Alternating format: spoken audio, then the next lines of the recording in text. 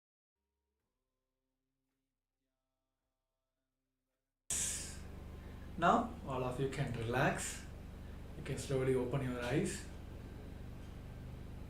Yes. So before verifying your answers, I request all the participants to take a moment to share what you have seen during this power manifestation, what Paramashiva have revealed, what Swamiji have revealed to you during this power manifestation segments.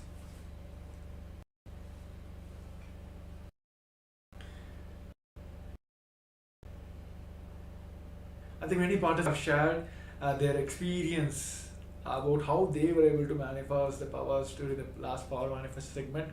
Especially we have seen the fruit orange. There are many ways that Paramashiva himself will start revealing to you. So now, let us also verify this round of answers now.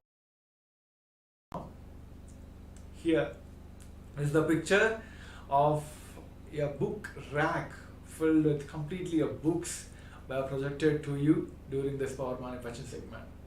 And if you have remember any, if you have seen any such image, or if you have, like Paramashiva showed you any book rack or a book, or it might be you've just heard about, or you have seen the Bhagavad Gita book, whatever you have seen during this power manifestation, please do share. And if you're able to manifest this power, please take a moment to record yourself and share it in a social media, and invite your friends and families also to please do join this wonderful journey of Paramashivoham with the Supreme Pontiff of Hinduism. So yes, with this, we'll be moving on to the next segment. It's kind of, today is a kind of power packed, and also we have a 1 day away from celebrating the Ganesh Chaturthi festival. So Ganesha is the embodiment of completions. So today, as we are seeing how we can manifest the future the way we want by altering our past. So in this segment, we're going to address and we're going to learn the science of how we can break free from the status quo. It has been there for everyone. There are many times we always struck with this one thing which is status quo. We just neglect the situation saying that, oh, I'm in a status quo. So today in this segment, we're going to understand first the science and how we can break free from the status quo. And we will be entering into a segment also to internalize exercise, to practice and experience this, how we can break free from the status quo. So now I request all of you, all the participants, for the listening. Now I'll be having a video for you.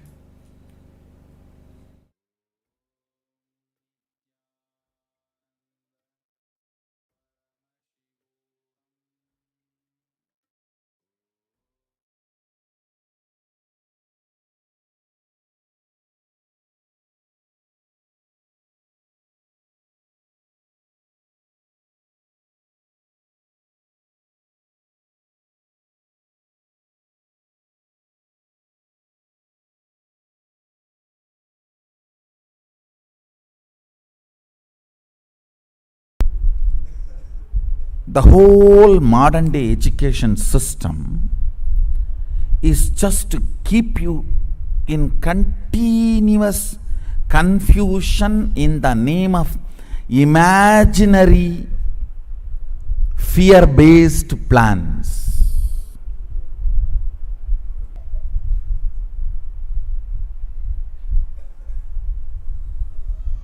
I am not against planning. I am against enjoying your confusion, laziness, stupidity in the name of planning. Completely disconnecting you from reality and the requirements of the life is modern day education, where you are taught very well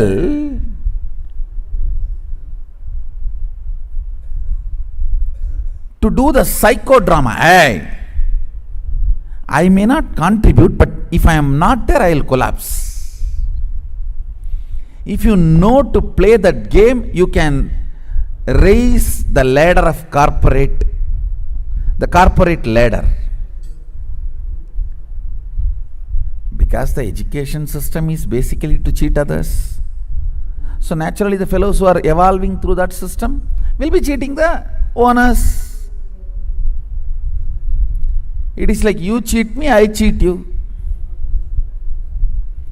The whole thing is vengeance based.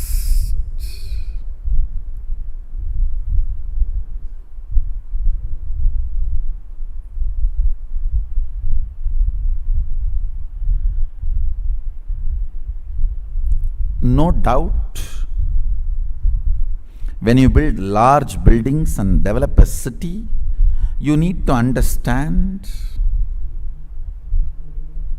how the sewage water need to go out, how the electricity circuit need to be provided, how the drinking water supply need to happen, how the people who are using the city will come in and go out. No doubt. But surely planning cannot replace living. The fundamental damage done is making the person believe life is difficult. Once the person starts believing life is difficult, even picking up this and keeping there becomes a big project plan. Will this table take the weight, and the weight is 200 gram, and the table's depth and the material in which table is made of, and the stress test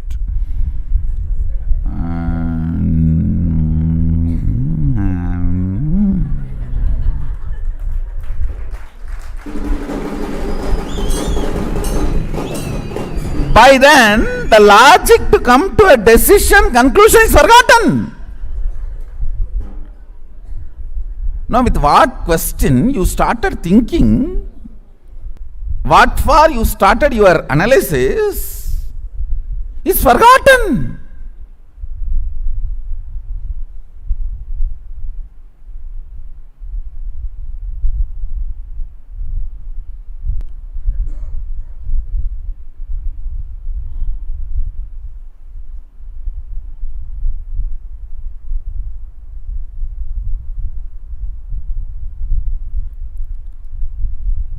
This corporate project planning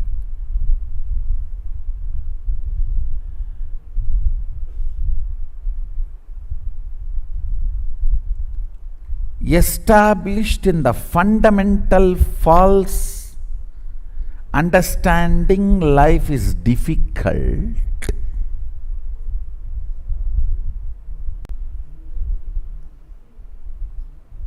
Anything, I tell you,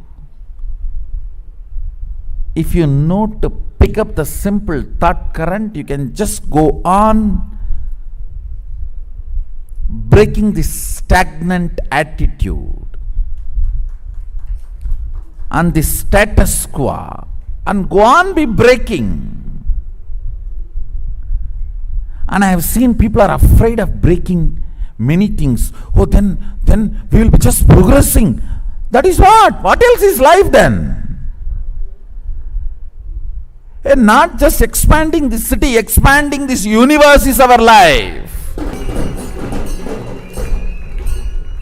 I am looking at billions expanding their consciousness and having access to all the multi-dimensions of the universe. In every step of the life, in every move of the life,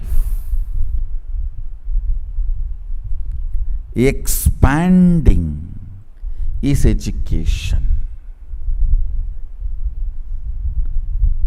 not entertaining confusion to justify your existence, not only feeling stuck, making that as a legitimate system is modern education. If somebody can verbalize beautifully and make a PowerPoint presentation about getting stuck, it is called corporate strategy planning meeting. End of the day, a few cup of coffee and burger, pizza, Coke bottles have disappeared. That's all, nothing else. Move, move, move. Break the status quo. That is life. If you are studying about status quo, that is education. Nobody wants a report about status quo. Everyone wants only to break the status quo. Break the status quo. I am not interested in a report about the status quo.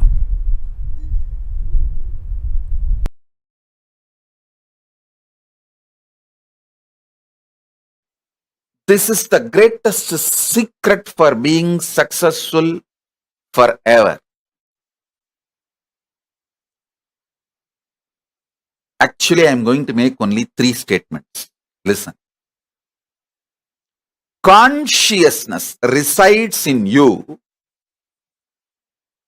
in the shape of intense light, in the shape of your thumb.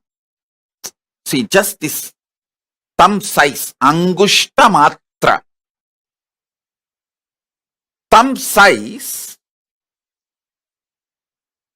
alive, intense life, tejas. That is consciousness. It stays inside you, thumb size light. Listen carefully. When I breathe tejas into your life, you will see the consciousness as an intense light in the size of your thumb. Angushtamatra purushaha. The size of the thumb, consciousness, purusha, resides in you. This is the first statement. Second,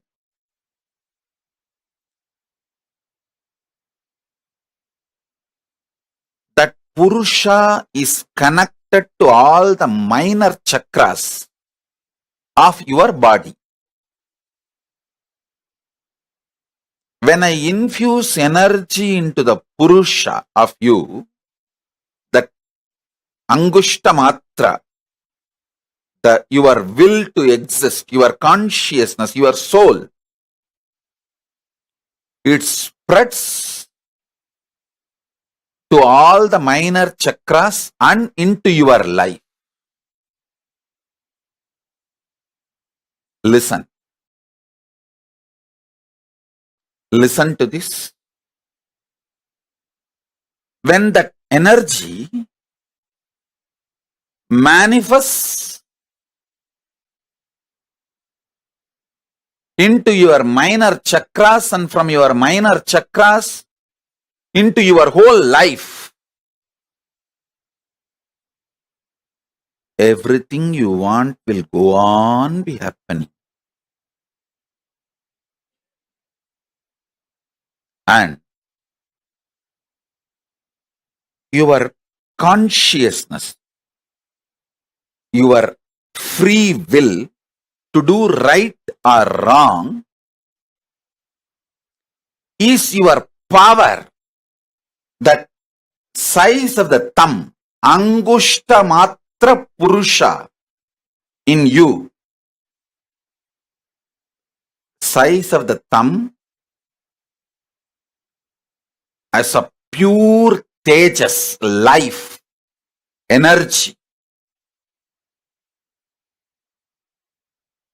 Consciousness, your soul is staying inside you. which controls all the minor chakras. And that pure Tejas soul can reflect Paramashiva himself. You don't need to feel shy in front of Paramashiva. His compassion, he made all of us from his own core material.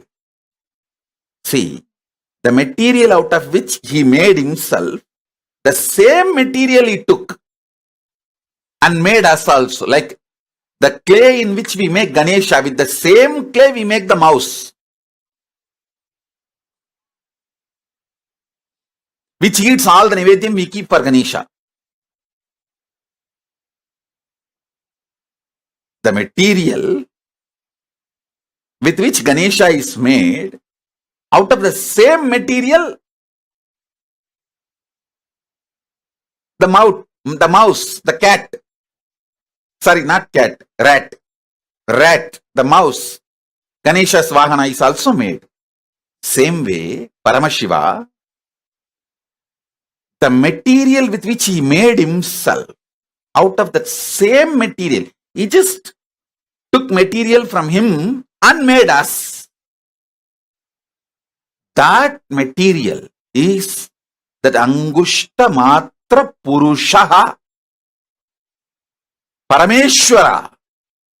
When he made Paramashiva, when he made himself, he took that same material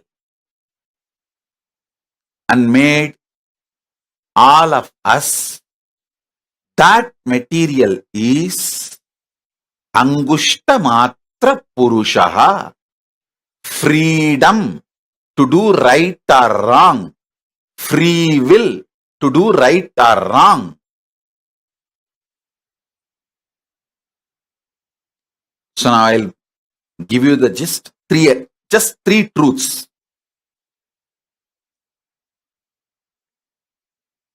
Your consciousness, free will to do good or bad, right or wrong, that is residing in you as Angushta Matra Purushaha, the thumb size conscious soul in you. First. Second, all the minor chakras of your body is controlled by that Purusha. So when energy comes from Mahakailasa and enters into that Purusha, from Purusha that energy goes to all minor chakras and oozes out to your life. That's the second. Third, your consciousness is the passport and visa for you to go to Kailasa, Mahakailasa. Even Rishis and Devatas don't have that. They have to come to human plane and take this body, only then they can go. This is the airport. They may be living anywhere, but they have to come to airport to get into the flight. Even if he is the head of the nation. So that's the first thing. Second, Paramashiva made us from the same material out of which he made himself. It is like he manifested himself and just took some part of his own himself and made each one of us.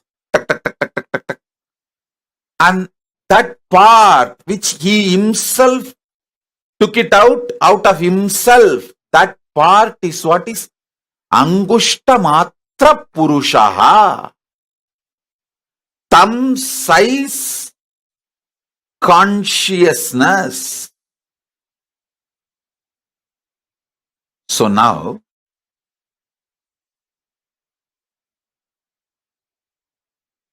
I will import more tejas, energy, consciousness from Mahakailasa and infuse into all your Angushtamatra Purushaha. So, it radiates into your minor chakras and from minor chakras oozes out into your life. Swamiji, where in the body Angushtamatra Purusha resides, that actually differs from person to person. There is no such thing. See, generally, it resides in Anandagandha, just below the heart, above the navel. Just below the heart, below the Anagata chakra, above the navel chakra, this region. Generally, but it is not mandatory. You have to experience Angushtamatra Purusha only there. Sometimes you will experience even on the third eye, the Angushtamatra Purusha. Sometimes very highly evolved beings experience even on the Dwadashanta, means 12-inch above the Sahasrara. Dwadashanta.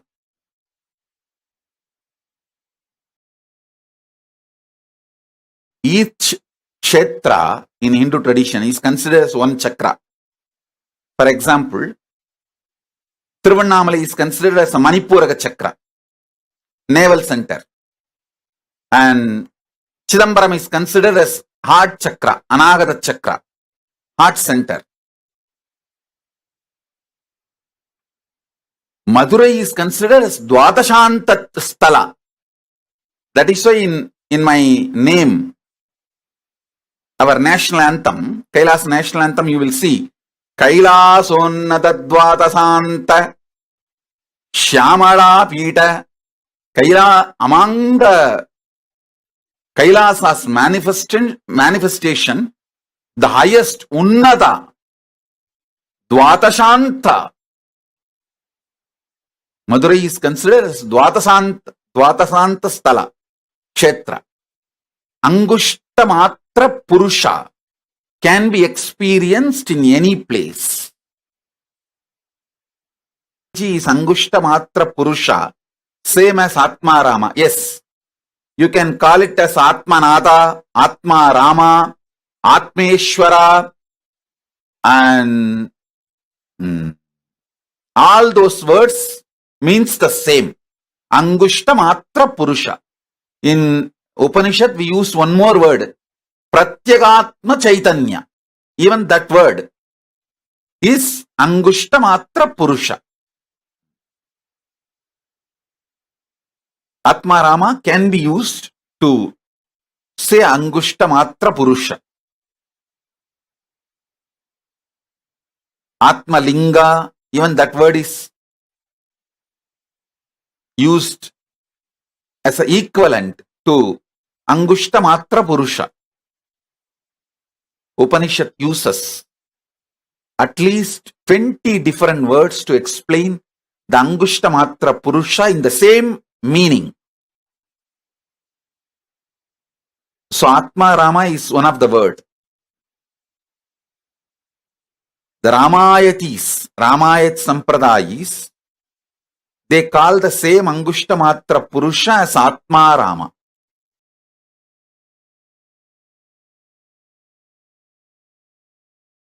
Listen carefully.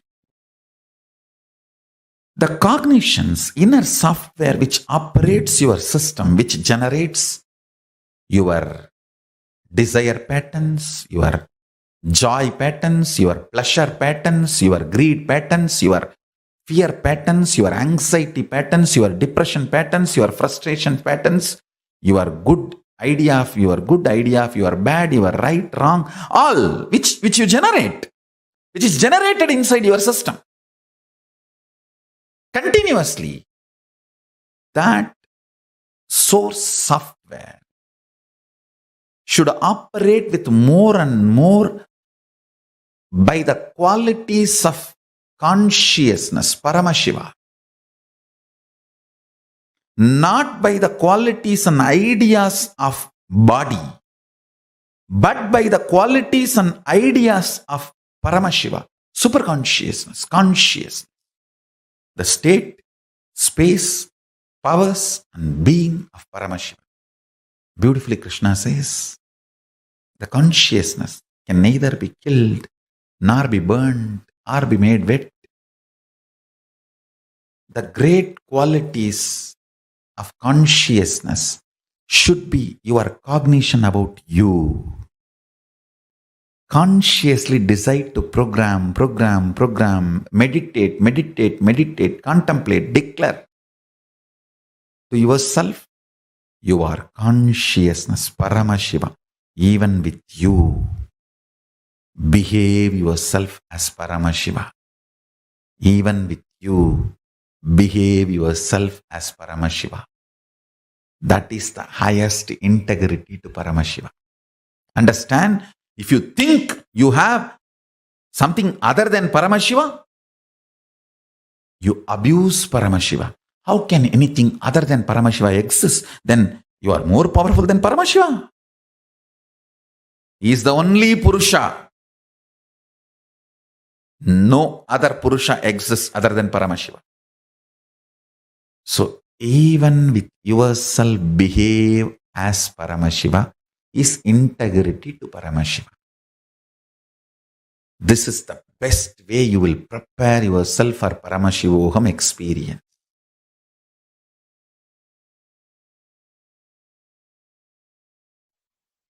Reality. Listen. Reality is what I am going to work now in this superconscious mutation process. Listen. You are alive. You are alive. That's the only reality. You have some amount of money. You have certain property. All this is imagination approved by society and law of the land, but not reality. How many of you are realizing it? Raise your hand. You are alive is only reality. You have some amount of money. Is your imagination accepted by your bank? You have certain properties. Is an imagination accepted by your country? You have wife or husband. Is your imagination accepted by your spouse? The day your spouse decides he or she does not accept your imagination of having a spouse, over. Bye.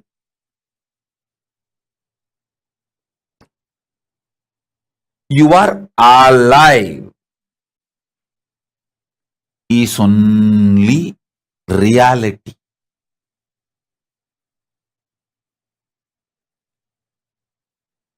You are alive is the only reality. Everything else is an imagination accepted by certain people at certain level in certain zone. How many of you are understanding?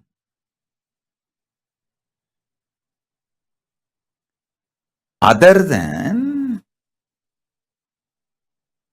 you being alive, everything else is imagination.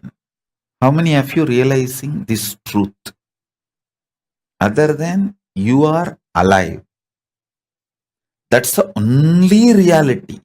Listen, even if you think you have a 6 feet body, you have a beautiful body, or you have an ugly body, all this is also imagination inserted into you by certain people, accepted by certain people, and kept alive by certain people.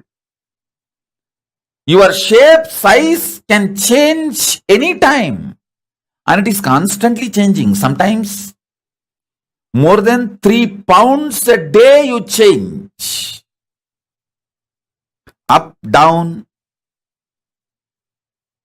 3 pounds a day you change. Listen.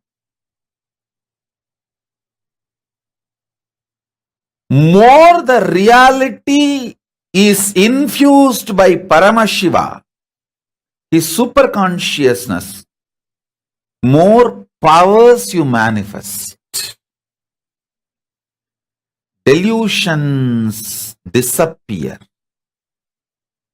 Life becomes powerful, real, energetic.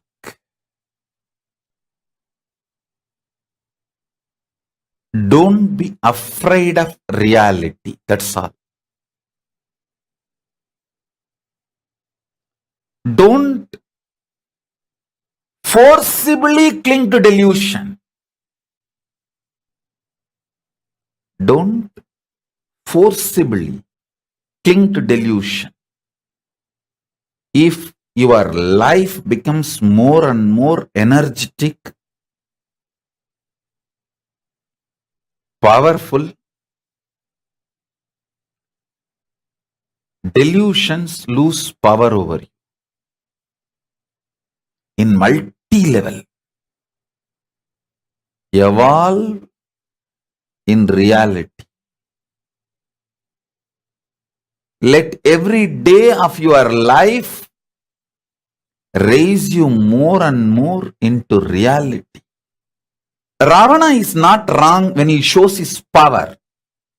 He was wrong when he was trying to possess Kailasa, control Kailasa. If Ravana has not played with Paramashiva, he would not have been destroyed. If he has not tried to do games with Kailasa and Paramashiva, he would not have been destroyed. Same way Bhasmasura. If he has not tried to go after Paramashiva, destroy Paramashiva, he would not have been destroyed. Same way Daksha. See, Bhasmasura lived 16,000 years. Only when he decided to stretch his hand on Paramashiva, he was destroyed. 16,000 years he ruled the world happily.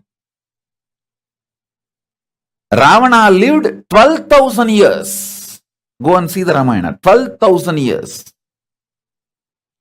Only when he decided to disturb Kailasa, Nandi gave the curse. It is Nandi's curse. Vanarasena came and destroyed Ravana. You don't need to drop your knowledge. Keep knowledge to play with the world. Keep integrity to play with Kailasa. Keep knowledge to play with the world. Be strategic. Same way Daksha. Daksha did thousands of yajnas. He lived quite a long time. He was a Prajapati, president of the humanity. I don't know how many of you understand the word Prajapati means. He was the head of the humanity, whole humanity. Only when he started directly attacking Paramashiva, he got destroyed. Having power, having knowledge, showing it in the world is not wrong. You get into mess only when you try to behave like Ravana, try to damage Kailasa or try to put your hand on Paramashiva. Or like Daksha try to fight with Paramashiva, only then you get into trouble. Otherwise, you will never have trouble. Delusion with deluded people is not wrong. But when you try to show your delusion with reality, means Paramashiva or Kailasa, that is where you mess. Be boss to the world. Be a simple disciple to Paramashiva. Then you will be successful forever. As long as Ravana did not try to possess Kailasa, he lived ruling 3 worlds. I don't know how many of you know Ravana had the title Ravaneshwara.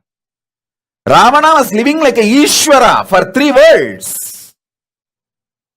Only when he decided to possess Kailasa, try to shake Kailasa, he got into the mess. Within 3 years he was killed. When he decided to take Kailasa and try to move Kailasa, after that only 3 years he lived. That's all. 12,000 years he lived as a Ishwara because he tried to disturb Kailasa only 3 years. Within 3 years he was destroyed. Ravana would have been great if he has not tried to fight with Kailasa. Nobody could have killed Bhasmasura if he has not stretched his hand on Paramashiva. Daksha would have been the Prajapati. I don't know how many of you know Daksha is a Smritikara. He wrote the first jurisprudence. Manusmriti was second, not first. Daksha Smriti was the first. Manusmriti was second. Because Daksha Smriti was discarded by Paramashiva, Manusmriti became popular. I don't know how many of you know. How many of you know that Daksha is the son-in-law of Manu? Manu's daughter is Daksha's wife. Because Daksha's Smriti was discarded, Paramashiva asked Manu to write one more Smriti.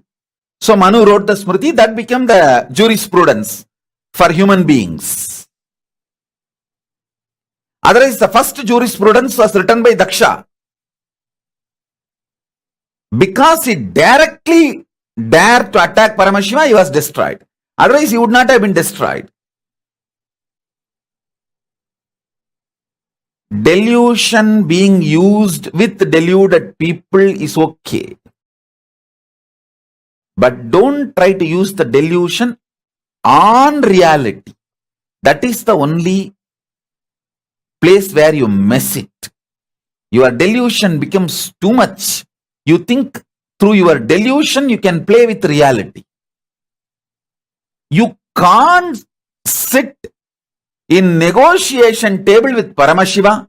You can't threaten Paramashiva. You can't use greed, fear, anything to deal with Paramashiva. Understand that. Simple, straightforward surrender.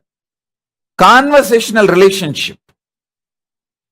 You will always win and protected. You will see everyone whom I am protecting and constantly winning in their life games. Just see, only thing they have is conversational relationship with me. That's all. And I know they will not try to use their delusion, fear, anger, violence, greed to deal with me.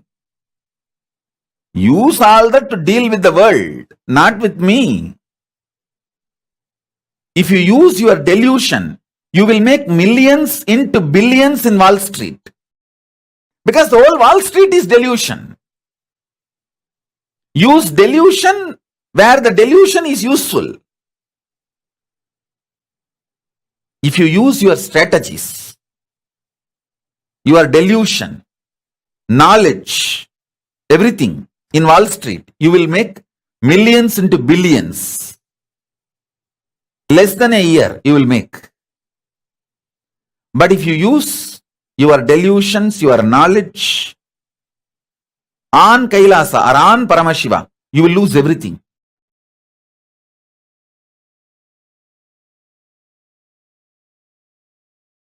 Om Nithyananda Paramashivoham. Om Nithyananda Paramashivoham. Om Nithyananda Paramashivoham. Om Nithyananda Paramashivoham. Om Nithyananda Paramashivoham. Om Nithyananda Paramashivoham.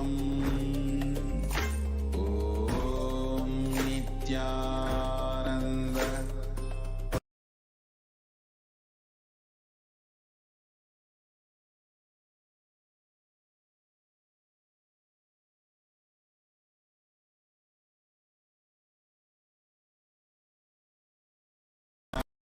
Nityananda Paramashivoham. Om Nityananda Paramashivoham.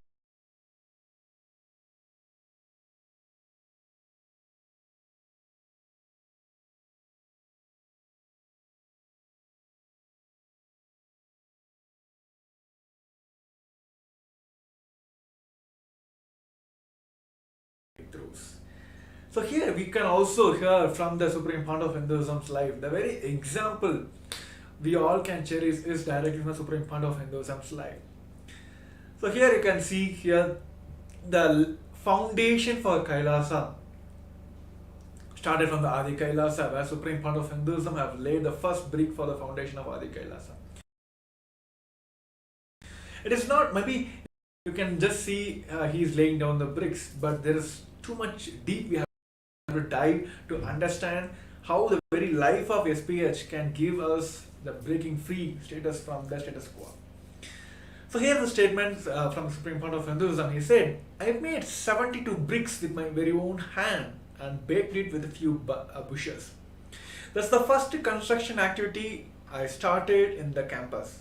I have decided, come on, let me start making bricks. Maybe in 2 months I will make few hundred bricks.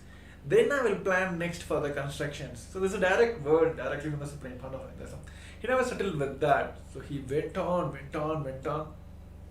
for the further experience of the expansion. And also Bhavan has said that the construction activity of Adi Kailasa Bangalore, by like you can see the pictures by he himself performing the ritualistic earth breaking ceremony and laying the first brick, which is handmade by the Supreme Pontiff of Hinduism. So now let us understand the greatest secret for being success forever. I think everyone understands the very famous quote also outside that success is not a, I would say, like it is not a destination, it is a journey. So how can we be like in a greatest successor throughout the life? So the three things we have to understand is consciousness resides in you. The consciousness spreads to all the mirror, minor chakras and into your life. Everything you want to, like everything you want will go on happening. Your consciousness, you are free to do the right or wrong.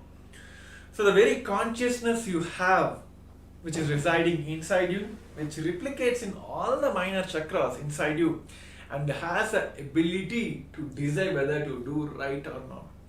So that is why the very principles, even the Paramashivoham, Swamiji always speak about the super consciousness. His teachings, everything resides around the consciousness, how we can experience this higher super consciousness.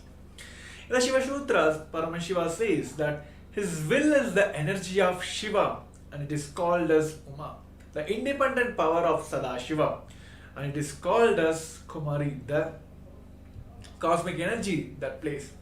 So you just understand, if you think you have something other than Paramashiva you abuse Paramashiva. How can anything other than Paramashiva exist? He is the only Purusha. No other Purusha exists other than Paramashiva. If you feel that, oh, I'm a human being, I'm an intelligent, I'm a doctor, all that, yeah, you may be, that there are professions that is never been a definition for you. So other than you being alive, everything else is imagination. Everything else is an imagination accepted by certain people at a certain level in a certain zones. For example, you have some amount of money, you have certain property, that's all is imagination of a society and the law of the land. It's not a reality. So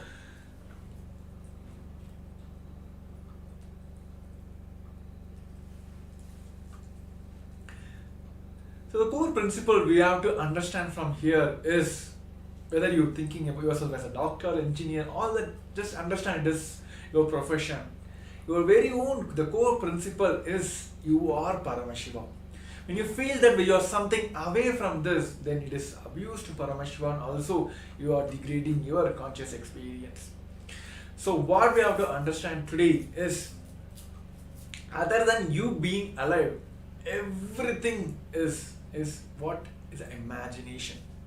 Whether the money you have, or the position you have, or the properties you have, of course it's based on the law of the country, right? Okay, you have a certain laws, the country wherever you reside, the country put a law structure. This property, if he has this kind of documents, this property belongs to him, he can do whatever he wants. Tomorrow if the law passes and it changes, means what it does. Like if they says like, oh, if these criteria are not matched, then this land belongs to the government. Surely, right? If there is no solar panel or any cosmic geometry is not there in that location, it belongs to the government, means of course it may change anytime. So it is all the imagination which society believes and the law of your land. So how to break free from this conscious, the status quo, is just understanding the very core principle that you are Paramashiva. So with this powerful cognitions, let us enter into the power manifestation segment. Now all of us will be entering into the one more segment of power manifestation, where all of us will be manifesting the power of third eye. So now I request all the participants to get your power manifestation kits, like eye bands, pen and paper. Let's put your eye bands. Just intensely declare yourself that I am Paramashiva.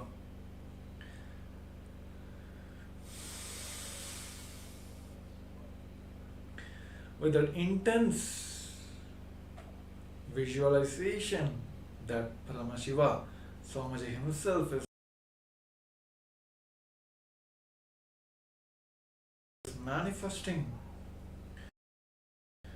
through this body. I am him. Let Paramashiva become the experience within me. With that subtle completion space, let us chant the Mahavakya, Om Nithyananda Paramashivoham. Om Nithyananda Paramashivoham. Om Nithyananda Paramashivoham. Om Nithyananda Paramashivoham. Let's continue chanting the Mahavakya intensely. Om Nithyananda Paramashivoham. Om Nithyananda Paramashivoham. Om Nithyananda Paramashivoham. Om Nithyananda Paramashivoham. Om Nithyananda Paramashivoham. Om Nithyananda Paramashivoham. Nithyananda Paramashivoham. Om Nithyananda Paramashivoham. Om Nithyananda Paramashivoham. Om Nithyananda Paramashivoham. Om Nithyananda Paramashivoham. Om Nithyananda Paramashivoham. Om Nithyananda Paramashivoham. Om Nithyananda Paramashivoham. Om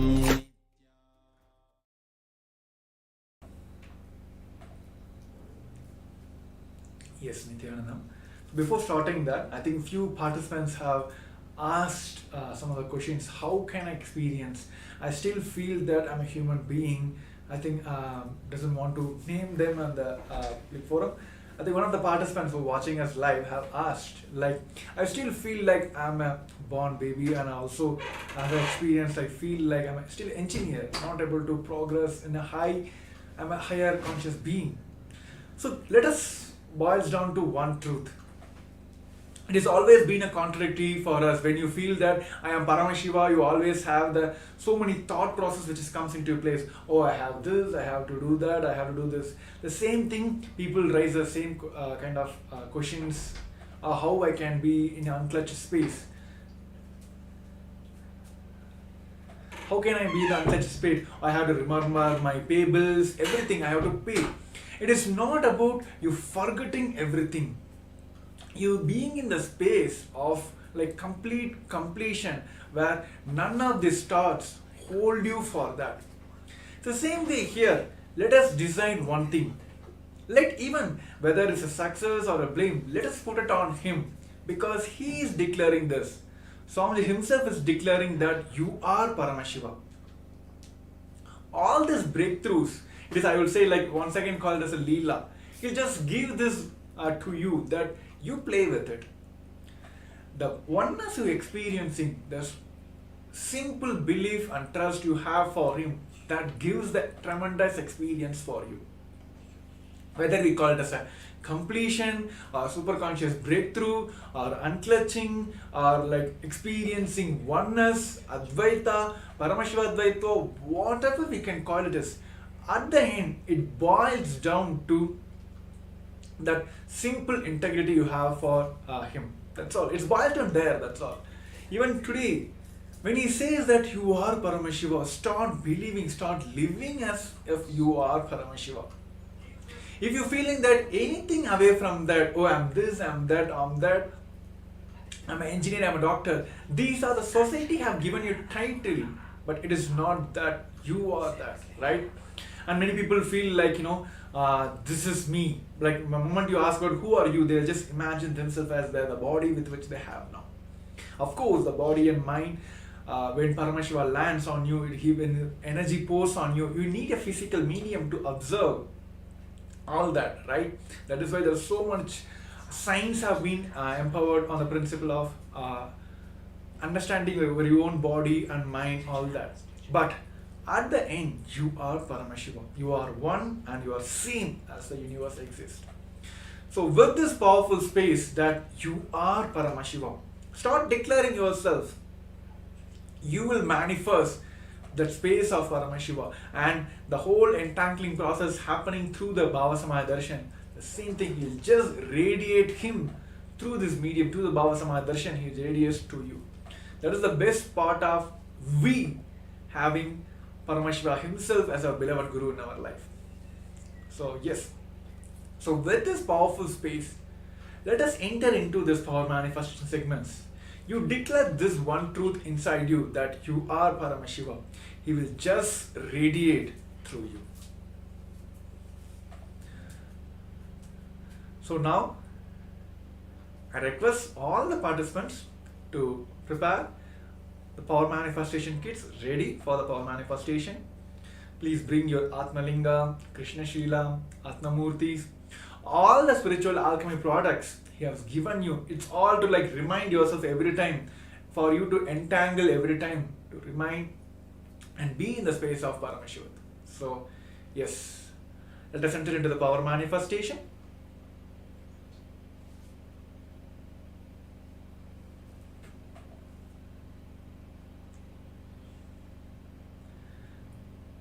So I request all the participants, put your eye bands.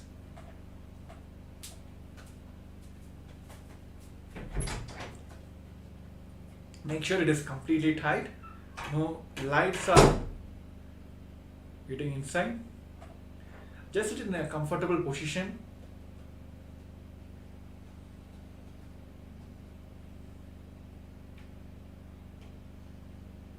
Just declare this one statement within inside you, that you are Paramashiva.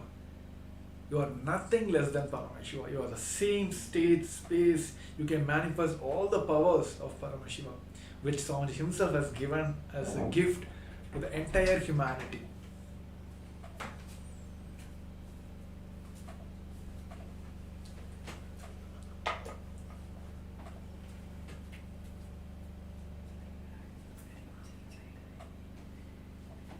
Let us sit straight, head and spine in the straight line. With that powerful, that completion space, the strong visualize strongly that Swamiji himself, Paramashiva himself, is manifesting through you, manifesting through your third eye as Maha Paramashiva, 25 heads, 50 hands and 75 eyes.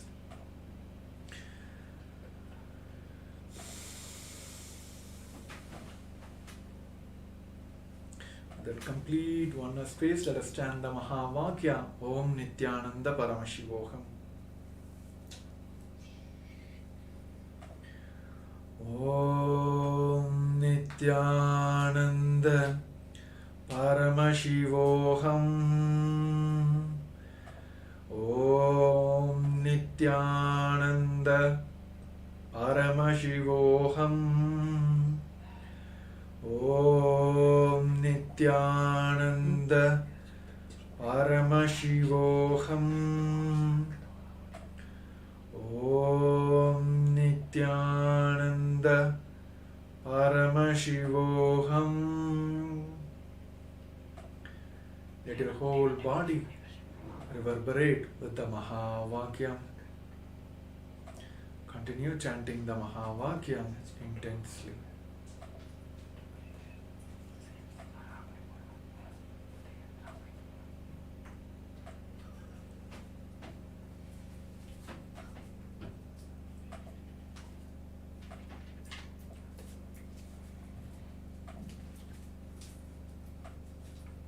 And during this power manifestation, if any of you feel any obstacle, please post in the Zoom chats and also on the YouTube lives.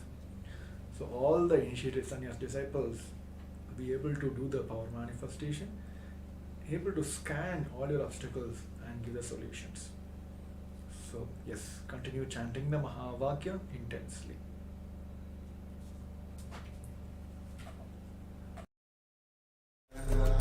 Paramashivoham. Om Nithyananda Paramashivoham. Om Nithyananda Paramashivoham. Om Nithyananda Paramashivoham. Nithyananda Paramashivoham. Om Nithyananda Paramashivoham. Om Nithyananda Paramashivoham.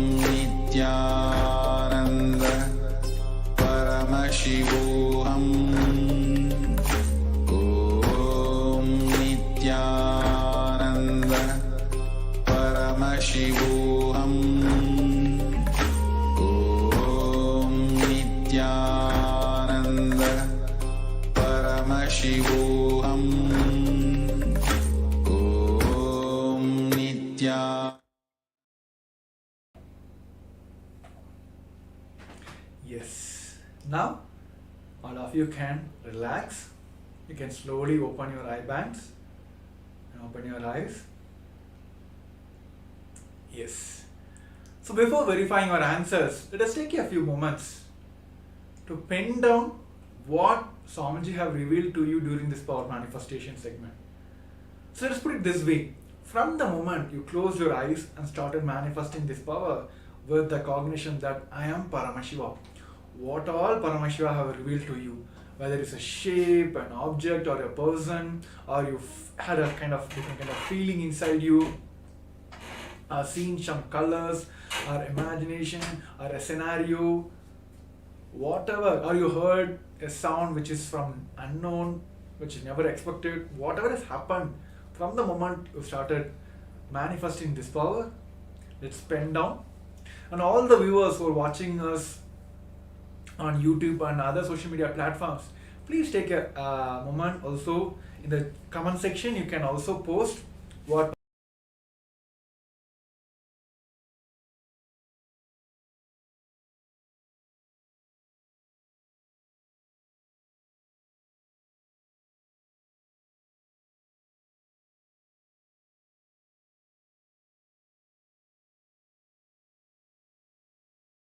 comment section. You can also post what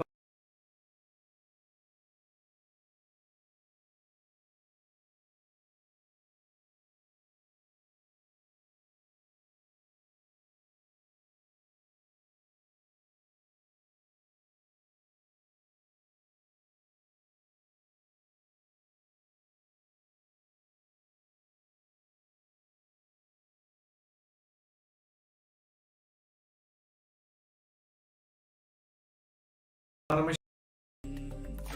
Om Nithyananda Paramashivoham. Om Nithyananda Paramashivoham. Om Nithyananda Paramashivoham. So those who are all watching in the YouTube and Facebook and Twitter, please use the comment section, the default comment section, where you can also share what sound revealed to you during this power manifestation segment. Yes. So without no ado, let us verify our answers now. So here, this is a picture which is projected for you during this power manifestation segment, which is a typically office building with a glassy finish. This was projected to you during this power manifestation segment. I think now many of you may easily able to relate, oh, I remembered my office time, or suddenly my office came into my mind because tomorrow is a Monday, I have to get back to my office routine, all that. See, these are the ways, many ways that Paramashiva, Swami himself, will start manifesting these powers to you. Like start revealing to you beyond the two eyes. So now, our responsibility now is take this moment, enjoy this moment and share with everyone. Let this moment maybe like how we will keep a wall of frames, that we will keep like best moments in our life and put it a wall of frame in our life, like in our house, right? It can have multiple purposes. The moment you look at those frames, you will just remember those incidents, how the whole scenario was. Maybe you graduated from a 12th grade with a A plus or a first graduation, first class. The moment you see that picture, it always gives you that same kind of feeling, bio-memory, bio-energy, everything, that you can go back to that same incident and relive the entire incident. So you will have the same experience how you had that time. Same way, whenever you start manifesting these powers, moment you finish power manifestation, make yourself and make your own video and share it on social media. Tomorrow, whenever you feel that you're struck with a delusion or you're not able to manifest this power, you just need to come back to this video and watch.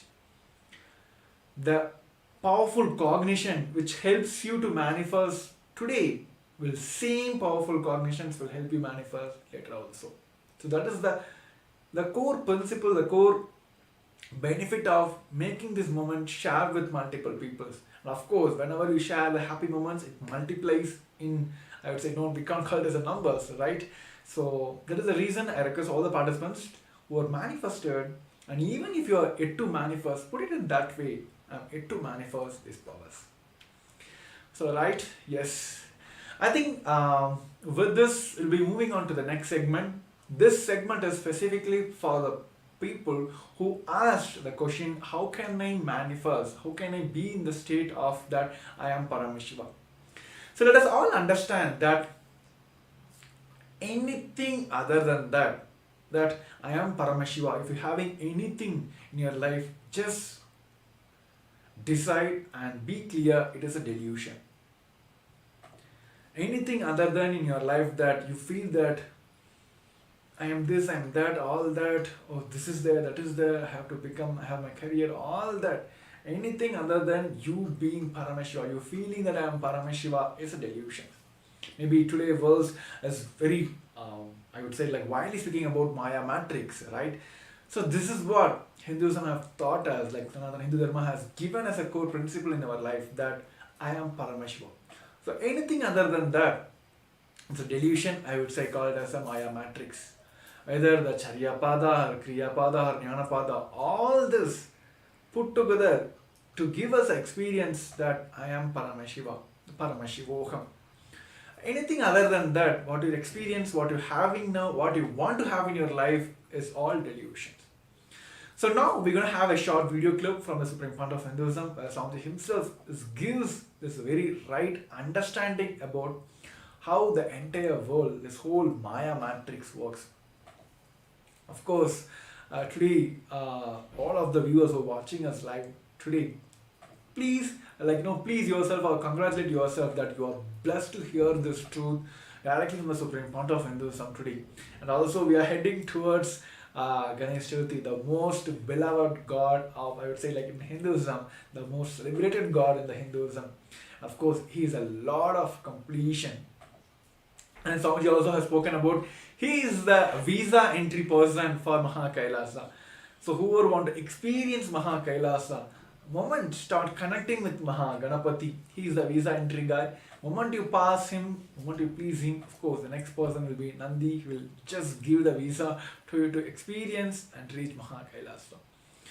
So now let us understand directly from the Supreme Pontiff of Hinduism that how we are struck with this Maya matrix. So before getting into the video, I request all the participants to put your understanding of Maya matrix, or if you understand about what is Maya matrix and what are the Maya matrix you are struck with. Maybe you might have struck with, oh, I have to have this much of zeros in my bank balance. Oh, I have to have that, I have to have this. And I am like, I want to manifest this kind of health or wealth. We have so many ideas, so many perspectives about our life, and we are still struck with, oh, I have to fulfill this, that. I want to make sure that the society pleases me, society have a high image about me. There are many things which we ourselves put frame our life like, okay, oh, this is that, my life is best, right? So we continuously deviating ourselves from our fundamental cognition that I am Paramashiva. So before getting into the video, I request all the viewers take a moment to convey or post that what is your understanding about Maya matrix and what are the Maya matrix which you feel that you are struck with. The moment you get these clarifications, of course, today we're going to have some adarshan where Bhagavan himself is giving us the experience of rewriting our past and manifesting the future we want. So yes, let us take a few moments.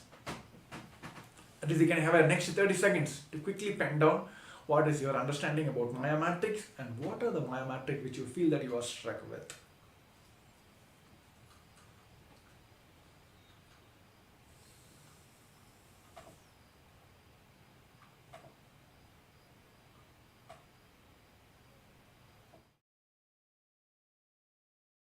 Also enter into the video. Now let us listen from the Supreme Pontiff of Hinduism the science of decoding the Maya matrix, then we'll understand how we can get rid of all these delusions and Maya matrix, how we can break free from all this. So I request all the participants, viewers, for the complete listening. Yes. Everything in your inner space which does not allow you to manifest Sadashivoham is fear. It is like a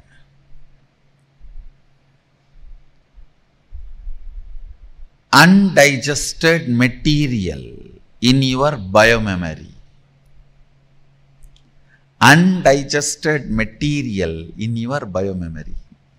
In your muscles, if something is not digested, becomes part of your muscles, it will become cancerous. In your muscle memory, if something is not digested and stays back, it becomes fear.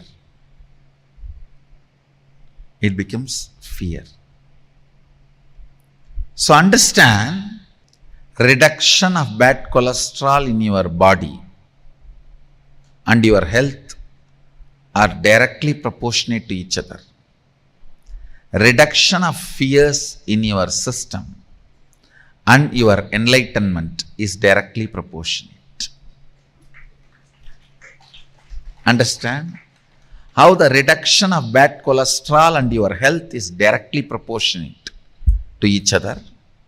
Same way, reduction of fears and manifestation of Sadashivoham is directly proportionate to each other, because the cholesterol does not stop on that extra tire around you, your waist. It sits there and spoils everything. Life sits in Anandagandha and makes everything positive. Like Guru sits in one place but clears the ignorance and raises people all over the world.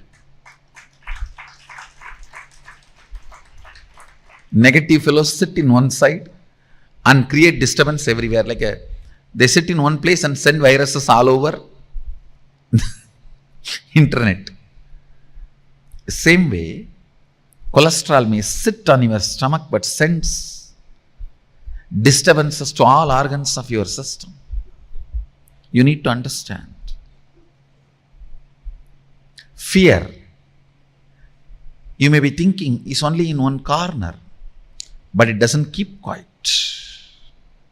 It doesn't keep quiet. It interferes in everything. That is the reason I am saying reduction of the cholesterol is directly proportionate to your health. Bad cholesterol. Reduction of fears is directly proportionate to your manifestation of Sadashivoham. Everything under matrix only can create fear in you. Anything above matrix cannot create fear in you. Understand that? Something which is beyond matrix may not be attractive towards you, to your mind as and now. But understand that can never generate any fear. Fear cannot be generated by something which is beyond matrix. So all fears are by the things under the matrix. Anything under the matrix. See how you have to deal with matrix, You should make him as comedy villain, not even a real villain.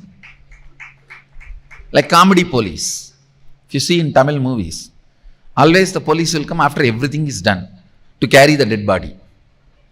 The bodies which are fallen here and there will be fight, hero will be dun dun dun dun dun dun dun. The funny thing about Indian movies is the villain will be going in helicopter, hero will go in bullock cart and catch the villain. Hero will go only in bullock cart. Villain will be going in a helicopter But somehow hero will catch the villain. Anyhow, make your matrix comedy villain, comedy police. The way you have to deal with this,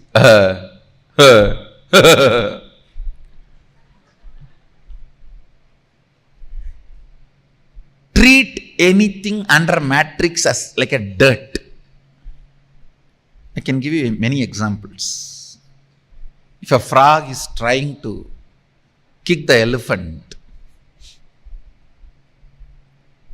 how the elephant will look at the frog, same way look at your matrix. I wanted to tell you one important thing. Be rest assured. Even if you think you are under the matrix, ultimately there is a space in you which cannot be bound by any matrix. That is Sadashivoham.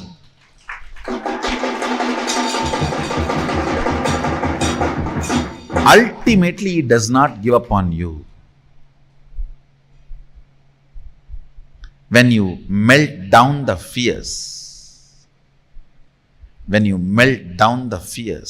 you will understand what I am saying.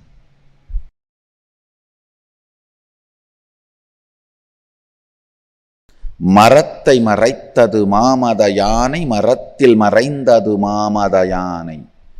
பரத்தை மறைத்தது பார்முதல் பூதம், பரத்தில் மறைந்தது பார்முதல் பூதம். பொன்னை மறைத்தது பொன்னணி பூஷணம், பொன்னில் மறைந்தது பொன்னணி பூஷணம். தன்னை மறைத்தது தன்கரணங்களே, தன்னில் மறைந்தது தன்கரணங்களே. I'll give you the translation.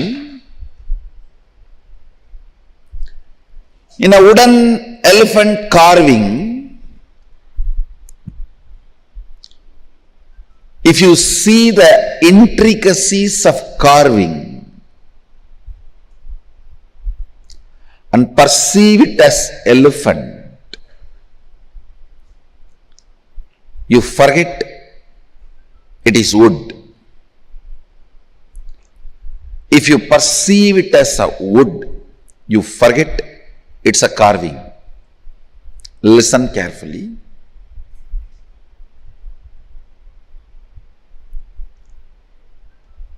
When you get involved in every intricacy of what is shown in front of you by building an opinion about everything as good or bad, you are caught in the Maya matrix. Listen. The every curve, ups and downs of what is being shown, what is appearing in front of you, whatever is appearing in front of you,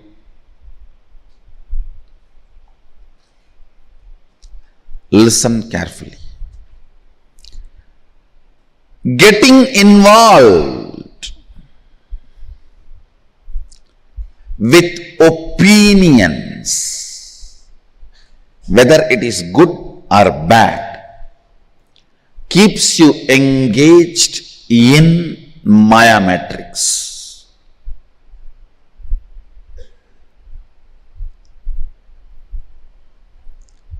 If you build opinion about every person, every situation, everything around your life, you will polarize the whole life. All this good for me, all this bad for me.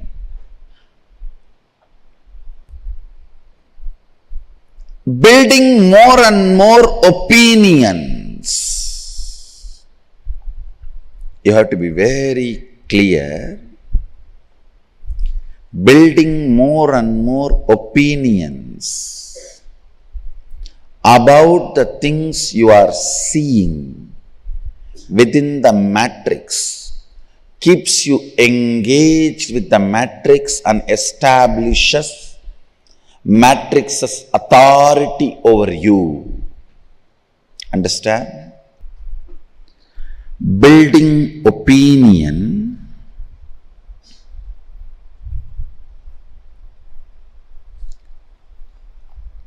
as good or bad is what I call seeing the elephant and forgetting it is wood. Understand? In the world, it is a wood sculpture of elephant. But if you perceive that as elephant, it's my world.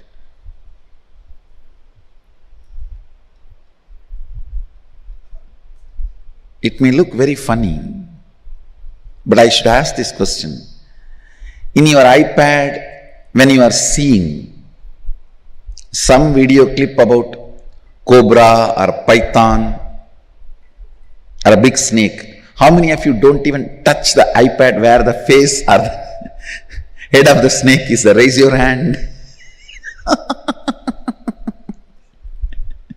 Do you remember you are all adults? And it cannot bite you from inside the iPad.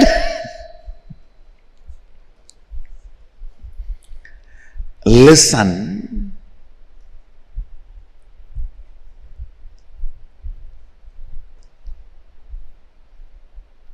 So much of opinion getting built about what is seen. Many of you have not raised the hand, I know. But you will not even dare to touch the screen, I know. I know.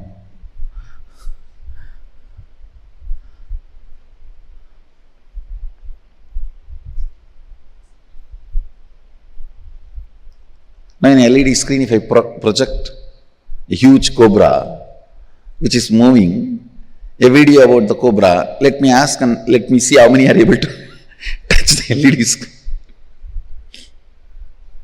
Listen. It may be very simple pattern. It may look too simple, but it is not. I want you to contemplate on it. It is one of the very important revelation I wanted to share today.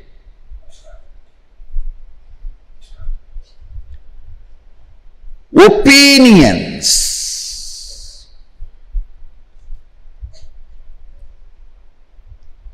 Building opinion about everything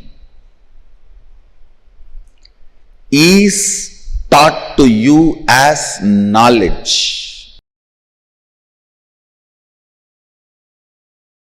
If your purpose is based on existential reality, and having all the artificial ignorance to support that, you are already out of the matrix. But if your purpose is artificial ignorance, even if you own the whole planet Earth, ownership idea itself is artificial stupidity.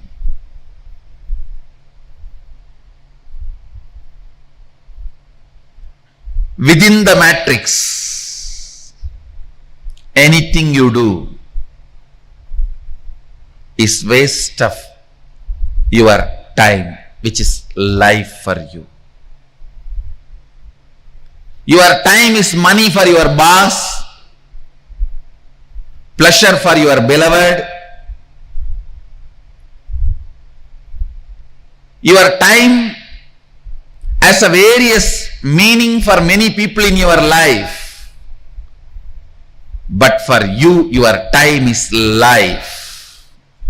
Understand the meaning of your time. For your boss is money. Meaning of your time for the people who is in love with you or loved by you is attention, love. Meaning of your time for your son or daughter is to have what they want, their education or their house or whatever they want. Each one of them have a different meaning for your time. Your meaning you need to have for your time. The word your time, the meaning you need to have is your life. understand, if your purpose is existential reality and artificial ignorance, artificial intelligence of the matrix is used to support it, great, you are out of the matrix. But if your purpose itself is artificial ignorance or artificial intelligence, I tell you, you are wasting your life. You are not living, you are grown. You are not living, you are grown. When you hook your gadgets to the grid, be very clear, you are hooked, not your gadgets.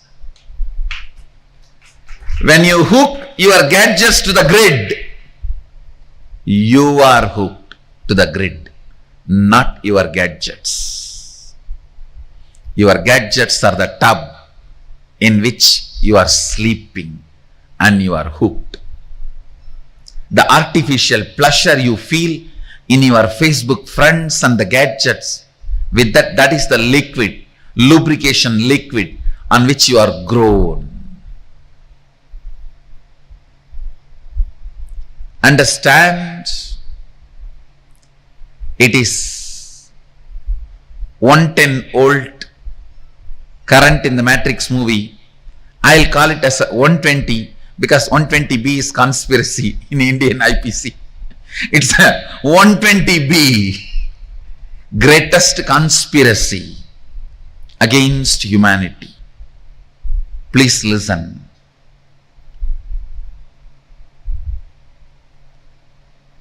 If artificial intelligence or artificial ignorance, which all of us commonly accepted and created, if that becomes the purpose of your goal, you are grown, not living.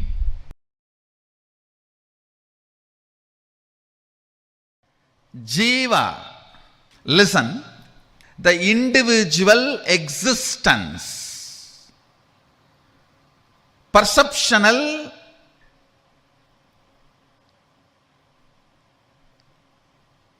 experiential, comparative, all put together, your individual existence is Jiva. It goes through 25 states of consciousness.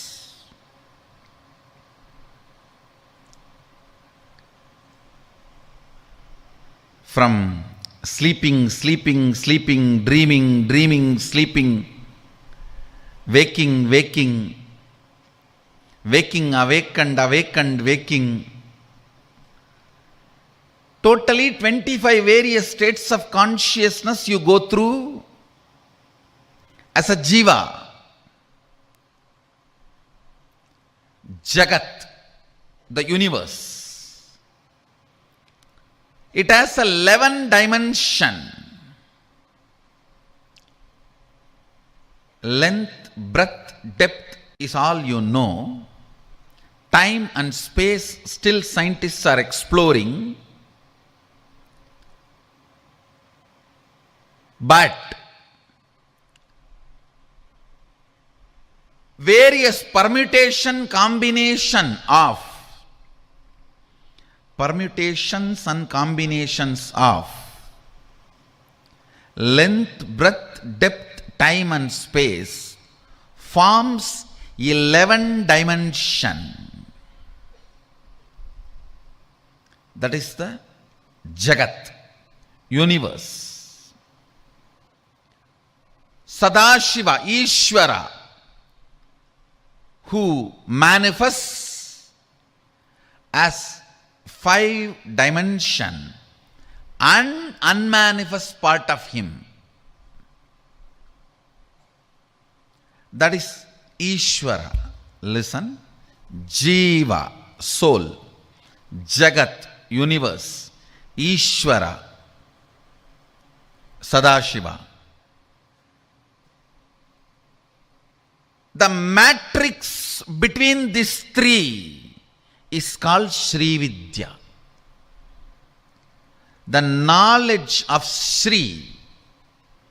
Sri means Adi Shakti.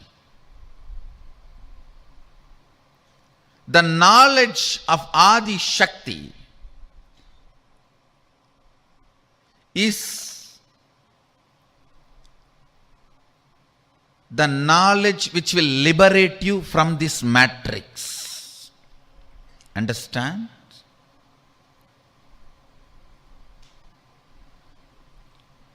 When you are caught in this matrix, whatever you think you are, you will continue to be slave. It is like a lion hypnotized all the sheep, saying that you are all lion. Don't bring lion cub story here. It is different. It's a different lion. The lion hypnotized all the sheep, saying you are all lions. So you can come without fear every day. You will have one. Even what society teaches you, the choices as freedom is nothing but you being hypnotized. You being sheep and hypnotized as lion. Understand?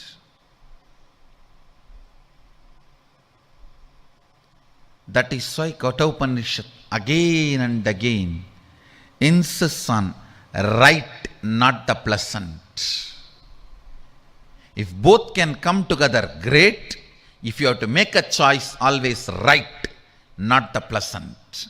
Because most of the time, in the form of the pleasant, enters matrix into you.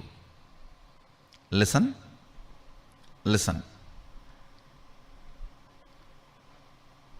I'll tell you, when you fall into the matrix, Maya, when you fall into the Maya, I'll tell you exactly. Listen carefully.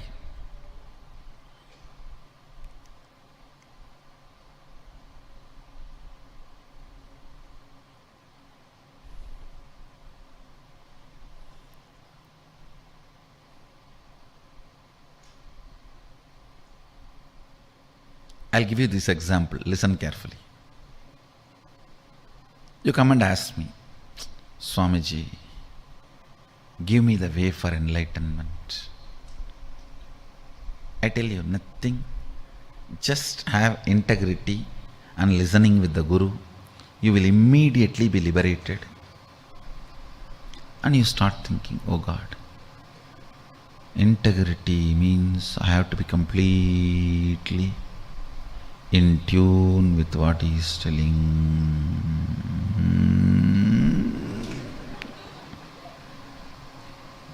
And listening. Maybe. I think I tried 2-3 times. It did not work out. So I'll start practicing. First, integrity with my father, mother, brother, husband, father-in-law, son-in-law, daughter-in-law. Then I'll bring integrity with master. Gone. You have already fallen into the matrix. Listen. If you feel, the moment you feel, I tried being integrated and listening, but enlightenment did not happen. When you come with that statement, when you come to that statement itself, decide, no, will persistence is the solution, not delusion.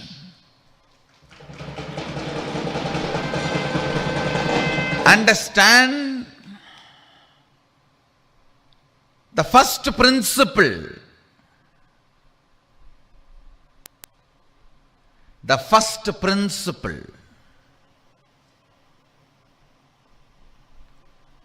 itself should be practiced with will persistence. The moment you feel You need a second principle. You have fallen into the matrix. Over. You have fallen into the matrix.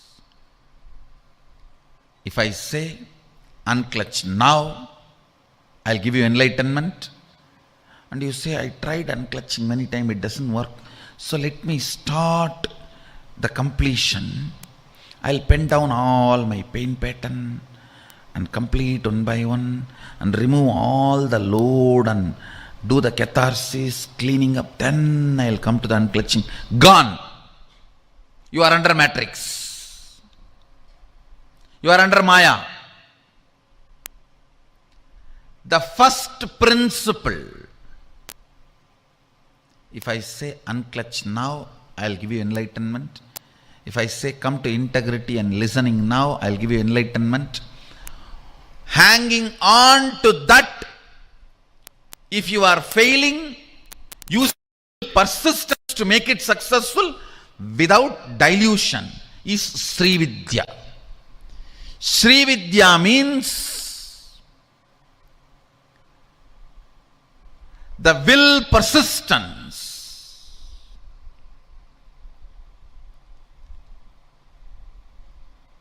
to master the mystery of the matrix. How this Jiva Ishvara Jagat is spinned around. How this Jiva Ishvara Jagat overlaps on each other. How this Jiva Ishvara Jagat coordinates with each other. How this Jiva Ishvara Jagat moves with each other. Whenever you do not compromise on the first principle, first word. For example, I utter Shivatvamasi. It means you are Shiva. Then you declare Sadashivoham. Decide to be in that space. If you are missing, use will persistence to be in that space again and again. But the moment you decide, it is not happening, so let me pick up some methodology or some situation, some completion, some process, something through which I will travel and reach Sadashivoham. Gone. You are under matrix. You are under Maya.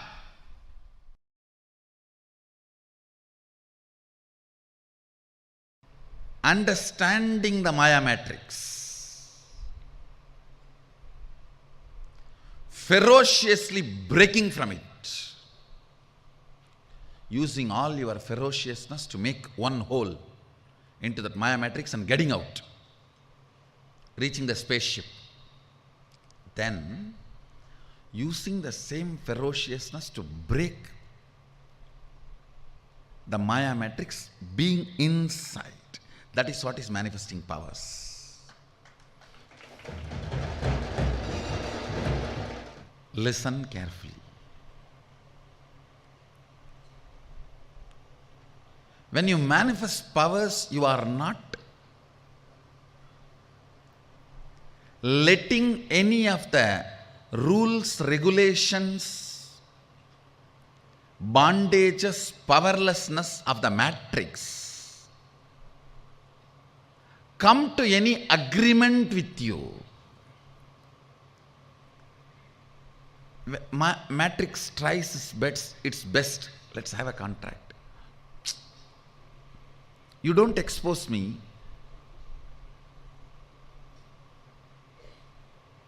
But you are very clear. I am not going to have anything extraordinary by you giving me like a bhiksha. I'll break you, only then I will have powers. Not by having understanding with you, but by making you shiver. Listen, that is the attitude of a Shaivite.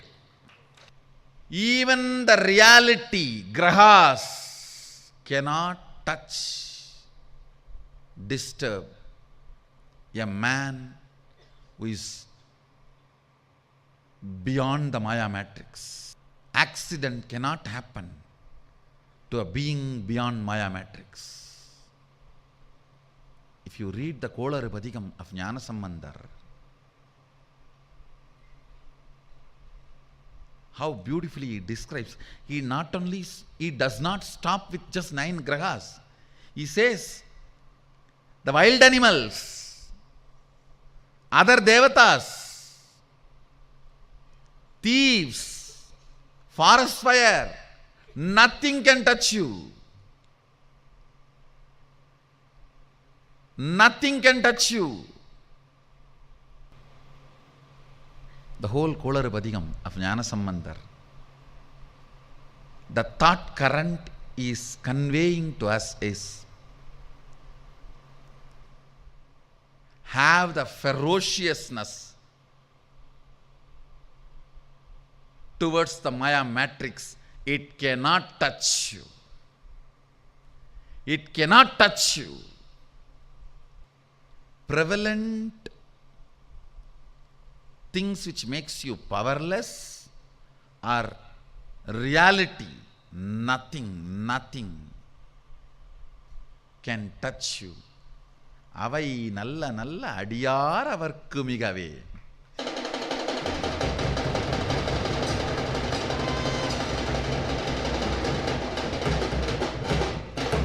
That's the beautiful word he uses, ending every stanza. He describes detailed way how the grahas and then all the other gods, goddesses and the gods of the directions, nakshatras, rashis and wild animals, nothing can touch you. Understand? The ferociousness with which you need to handle Maya matrix, you can learn from this one Kolar Padikam of Jnanasambandha Murti. Tirunavukkaras Peruman, another saint tells Jnanasambandha Murti, don't go to Madurai now. Neither the grahas are right, nor the situation there is right.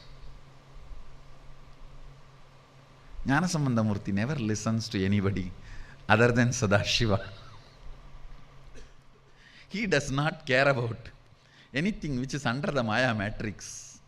Veyuru Dolibangan Vidamunda Gandan Viganalla Vinay Dadavi Masaru Dingal Gangai Mudimel Anindin Ulame Bugundadanal Nyayiru Dingal Sevai Budan Vyadan Velli Sanibambirandu Mudane Asaru Nalla Nalla Avai Nalla Nalla Adiyara Varkumigave.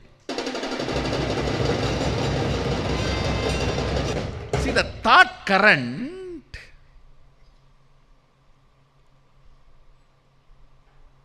when I know reality is my purpose, I cannot entertain the powerlessness, victim pornography, and I cannot be affected, I will not be affected by any of this powerlessness. The child, see the ferociousness. One more thing, it is not the arrogance of ignorance, no. The way he describes all the possible obstacles which can come shows very clearly he is aware of all that. You see, out of ignorance, what can happen? That is different. Here he is not out of ignorance, he is describing everything. He is describing everything. Yenbodu kombu aadamai இவை மார்பிலங்க எருதேறி ஏழையுடனே பொன்பதி மத்த மாலை புனல் சூடி வந்தென் உளமே புகுந்தாதனால் 9 ஒன்றும் 6 18 உடனாய நாங்கள் ஆள்கள் அவைதாம் அன்போடு நல்ல நல்ல அவை நல்ல நல்ல அடியார் அவர்க்கு மிகவே. He is describing every possible danger. And then he says, all that will be only good for the person who is carrying Sadashiva within him, who is beyond matrix. His purpose, because his purpose is beyond matrix, he does not bother about anything which is under the Maya matrix. the ferociousness you need to have to handle the Maya matrix. Understand? Here, see the way structure. First, he defines the Sadashiva, how he is in his heart. Then only he describes even this poverty pornography items. He is not describing this first. He is not describing ஞாயிறு திங்கள் செவ்வாய் புதன் வியாழன் வெள்ளி சனிபாம்பு இரண்டும் வேயுரு தோழிபங்கன் விடமுண்ட கண்டன் மிக நல்ல வீணை தடவி. No, he is not describing the problem first. Please understand, the fellow who does not know the problem also is not complete. The fellow who thinks about the problem first also is not complete. Neither the ignorance of the problem will solve the issue, nor putting that as a first is going to solve the issue. A proper right solution. First, be very clear. The matrix has no place in you. Beyond Maya matrix only sits in your heart. He says, Veyuru Dolivangan Vidamunda Gandan. Even the description of Sadashiva, see, Veyuru Dolivangan Vidamunda Gandan means the worst matrix. Alahala, that itself is swallowed and kept in his throat. Even the description of Sadashiva, who is beyond matrix, is sitting inside me. It's a beautiful story actually. After having the whole alagala in his throat, he is playing veena, Rudra veena, and enjoying the taste. You need to know, Rudra veena can be played only when you are in high awareness. It means even the alahala cannot make him miss even awareness. After drinking alahala, he proves he is in the highest awareness by playing Rudra veena. Understand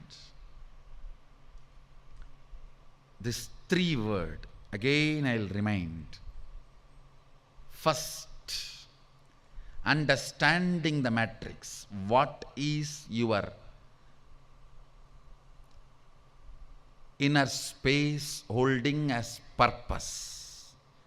Is it prevalent ideas or existential reality that decides whether you are under Maya matrix or moving out of Maya matrix?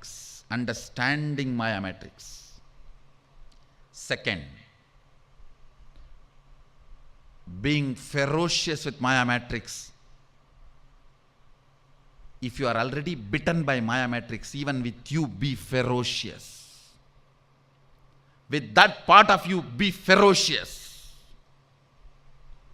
And break from the Maya matrix. And same ferociousness will manifest as powers within the Maya matrix when you play.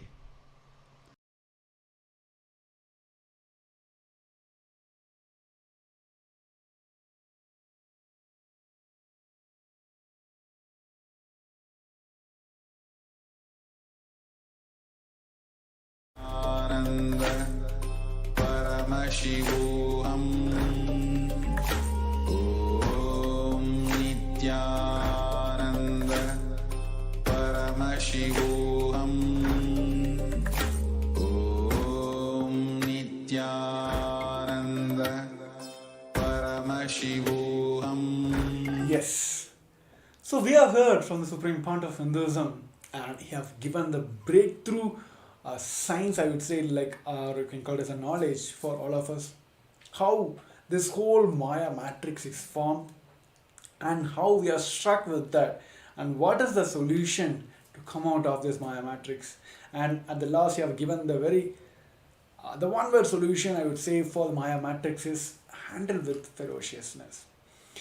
See, understand from this one fundamental principle that anything you have in your life, it's not allowing you to feel and manifest that Paramashivoham or Sadashivoham, that you are Paramashiva or you are Sadashiva, is delusions.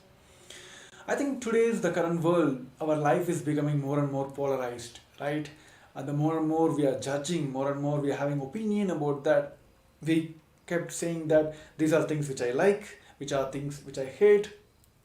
So we kind of created more and more opinions about the life, about the people, or the situations, or the actions you're dealing with. Everything become polarized. You kept one set of things which is you like, one set of things which you don't like, and more your opinions you're building on top of it. You get into this Maya matrix and you're evolving in a Maya matrix and giving authority to this Maya matrix more and more. And tomorrow, of course, you have this opinion, and tomorrow if something comes over contradictory towards that, you're giving over authority, you're giving more authority to this Maya matrix. That is where we are struck in the today's world now. So let us hear, like through this internalizing exercise, we're going to understand that how much Maya matrix we are filled with, how much matrix we are filled with, and what is the solutions we're going to have to come out of it. So you understand that if you build opinions about every person, every situation, everything around your life, you will polarize the whole life. All this is good for me, all this is bad for me. Building more and more opinions, you have to be very clear. Building more and more opinions about the things you are seeing within the matrix keeps you engaged with the matrix and establish matrix authority over you. That is the thing, that is the point where we all fail and we all struck with. There was a time, initial phases, we gives more and more power to the matrix and we are start engaging into that. But later it takes authority over you. We give the more authority to the matrix over us. These opinions, building opinions about everything is taught to you as a knowledge. Your time is money for your boss, right? The pleasure of your beloved. Your time has a various meaning for many people in your life, but for you, your time is the life. If your purpose is based on existential reality and having all the artificial ignorance to support that you are already out of the matrix, but if your purpose is artificial ignorance, even if you own the whole planet Earth, ownership idea itself is the artificial stupidity. So sit today and try to understand how much of you is matrix filled and Maya matrix filled. So let's take a moment now. I will guide you. This whole process is a guided meditation. We'll be guiding you to the step-by-step process. Understanding the matrix, what is your inner space holding as purpose? Is it like prevalent ideas or existing reality that decides if you have under Maya matrix or moving out of Maya matrix? First, let us understand your understanding about the Maya matrix.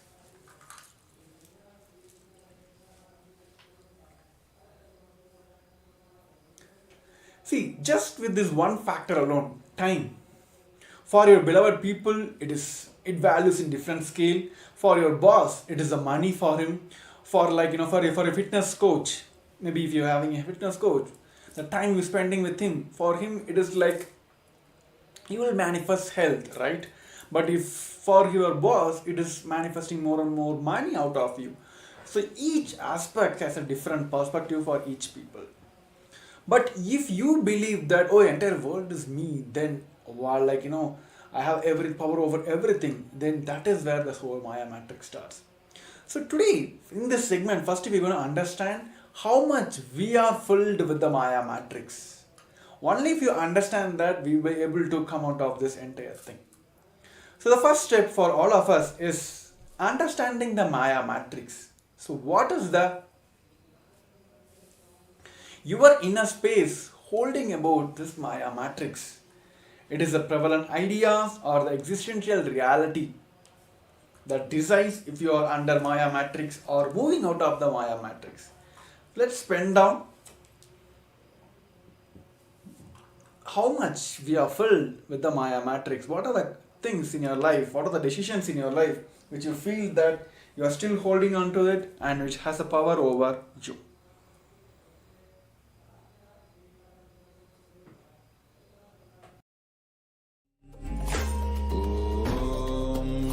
Nithyananda Paramashivoham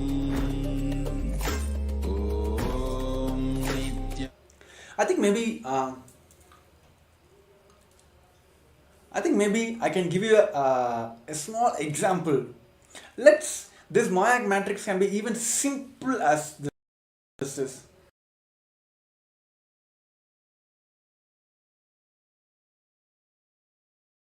How many of you have the habit of having a cup of coffee every day?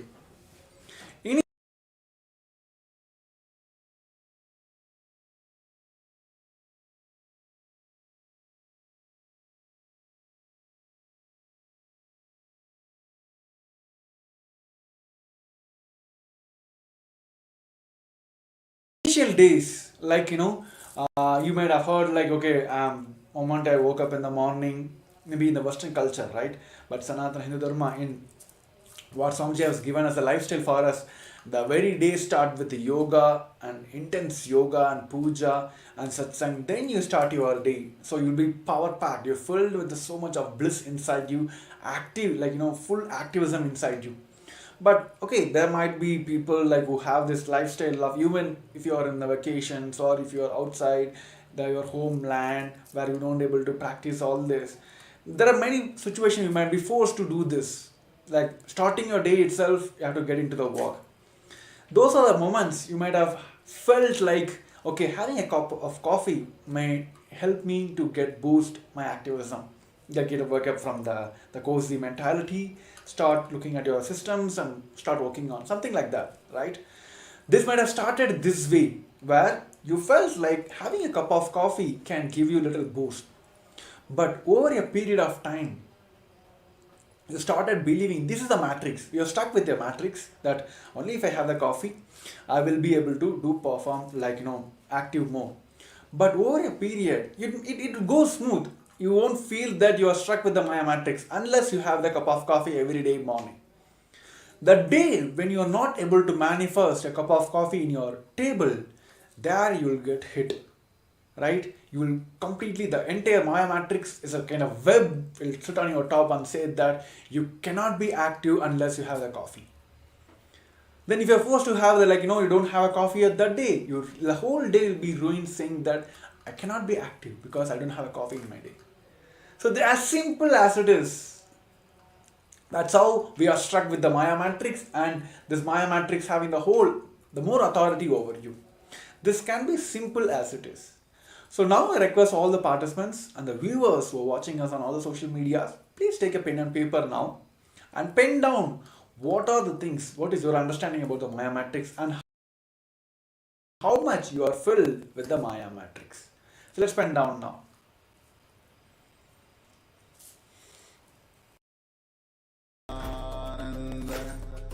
Paramashivoham. Om Nithyananda.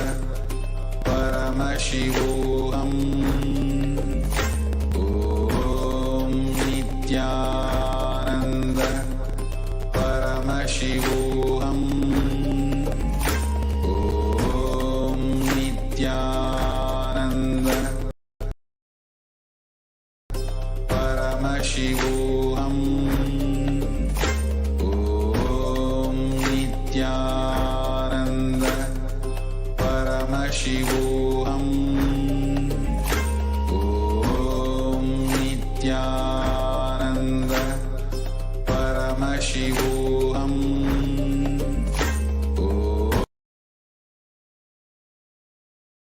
Om Nithyananda. Paramashivoham. Om Nithyananda. Paramashivoham.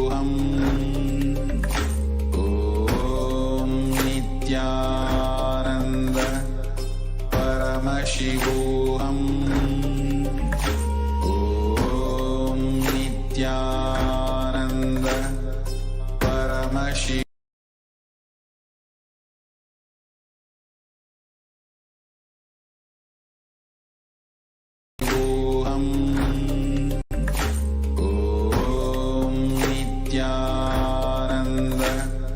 Paramashivoham.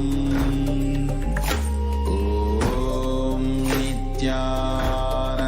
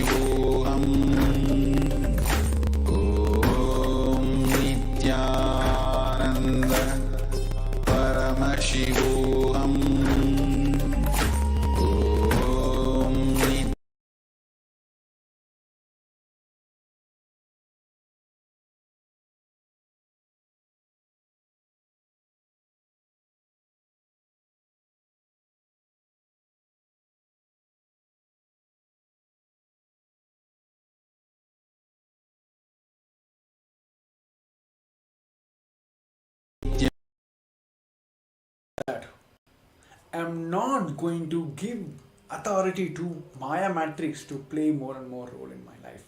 Have authority over me. So decide now that ferociousness is the key to break out of the Maya Matrix. Whether it's like breaking your Maya Matrix that you need a coffee in your life, or that your entire life is filled with so responsibilities, I have to fill that, I have to fill that, all that. Just boil down. Act on every actions you're doing in your life, whether it's leading you to experience I am Paramashiva or not. Whatever it may be, the food you're eating, the clothes you're wearing, whether it is leading you to just start thinking from this side. Be ferocious with yourself of how you can manifest and be in the state of Paramashivoham. Right? So yes, so with this, we're coming to this end of this segment. And now we'll be moving on to the next segment, which is the powerful segment, which is the past life regressions. So going back to the past and completing and altering our entire past itself. So this segment will be hosted on a private medium, which is will be on the Zoom, and will be hosted for our Zoom participants, those who are participating in the Paramashivoham Level 3 Season 3 participants. So all the viewers who are watching us live on social medias like Facebook, YouTube, Twitter and Instagram, I request all of you to take a moment to visit paramashivoham.org and join the private session for this wonderful segments. So we'll be having maybe like a 5 minutes gap for all of you to take a moment to register yourself for being part of this Paramashivoham. Please head to paramashivoham.org It's a registration link.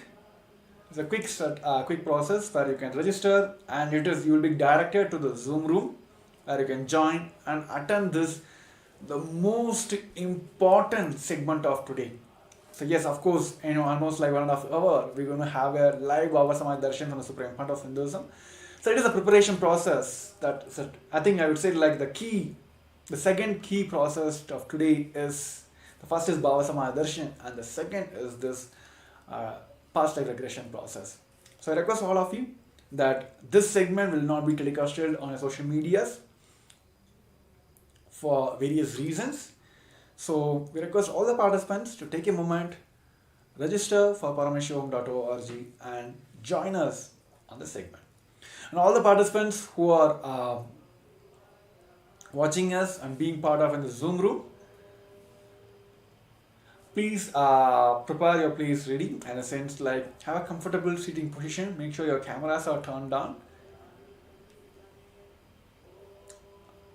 If you want to have a cup of water, I want to use the restroom, please finish and join us in 5 minutes. We're going to start the process in 5 minutes. And all the viewers who are watching us live, I request all of you to please head back. The registration link is projected on the down, paramashivoham.org, and please register yourself now and join for this program. I'm telling you, please don't miss this opportunity. And it is the best process. It gives a tremendous breakthrough in your life. Just how you can, it gives the entire science of how you can rewrite your past itself. So yes, join back.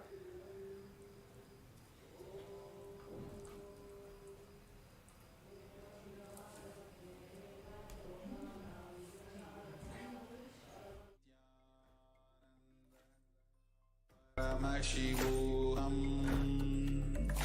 Om Nithyananda. Paramashivoham. Om Nithyananda. Paramashivoham. Om Nithyananda. Paramashivoham. Nithyananda. Paramashivoham. Om Nithyananda. Paramashivoham. Om Nithyananda. Paramashivoham. Om Nithyananda. Paramashivoham. Om Nithyananda. Paramashivoham. Om Nithyananda. Paramashivoham. Om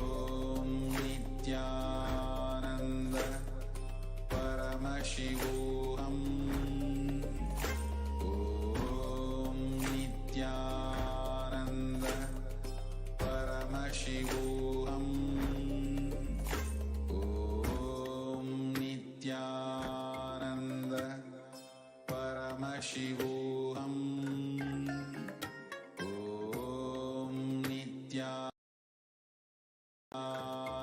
Nithyananda. Paramashivoham. Om Nithyananda. Paramashivoham. Om Nithyananda. Paramashivoham. Om Nithyananda. Paramashivoham. Om